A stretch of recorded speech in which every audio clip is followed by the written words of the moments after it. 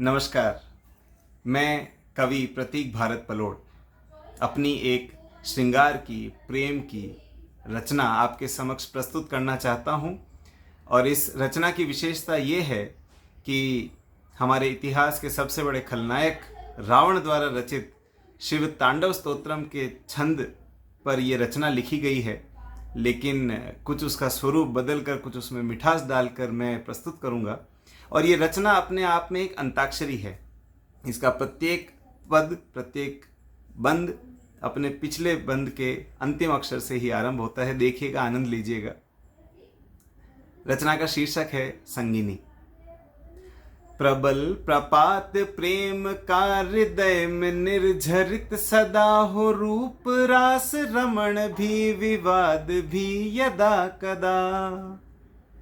एक जो जीवन संगिनी होती है, जो अर्धांगिनी होती है, उसका जीवन में कैसा चरित्र होता है, कैसा उसका साथ होता है, कैसे उसके साथ से जीवन कुसुमित होता है, उसे इस रचना में आप देखिए, समझिए कि प्रबल प्रपात प्रेम का हृदय में निर्झरित सदा हो, रूप रास रमण भी विवाद भी यदा कदा। दवात से ही लेखनी की चाल रंग भर रही, तथापि प्यास ना बुझी वो अधरों पर अधर रही। हृदय के अंतरिक्ष में हो तुम ही चंद्रमा प्रिय, तुम्हारी ज्योति से अनंत झिलमिला रहे दिए। यजुर् में साम में तुम्हें मैं पढ़ता हूँ अथर्व में, जहाँ विषय हो संगिनी मैं कर उठाता गर्व में। मधु नहीं न पुष्प ही न उपमा हिरण कमल की। कवियों का तो स्वभाव होता है उपमाएं देने का, रूपकों का प्रयोग करने का, लेकिन मैं कहता हूँ कि मधु नहीं न पुष्प ही न उपमा हिरण कमल की, मिली मुझे समान ही हो मुझसी प्रेयसी सखी। खनक मिठास वाणी की जो क्रोध में भी व्यक्त है, उसी से मेरी आती जाती श्वास हर सशक्त है।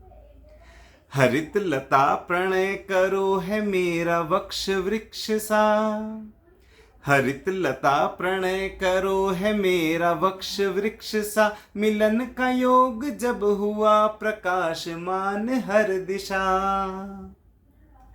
शतक हो आयु का प्रिय वरण तुम्हारा नित करूं, तुम ही हो मेरी आत्मा, तुम ही मैं नित्य चित धरूं।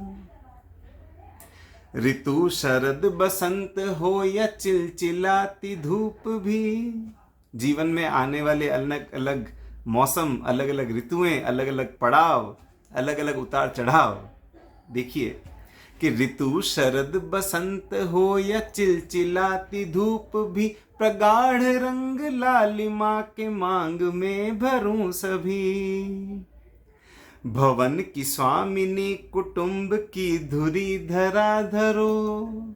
और ये अंतिम पद है कि भवन की स्वामिनी कुटुंब की धुरी धरा धरो, वचन लू सप्त जन्म के जो संग साथ डग भरो, जो संग साथ डग भरो, जो संग साथ डग भरो।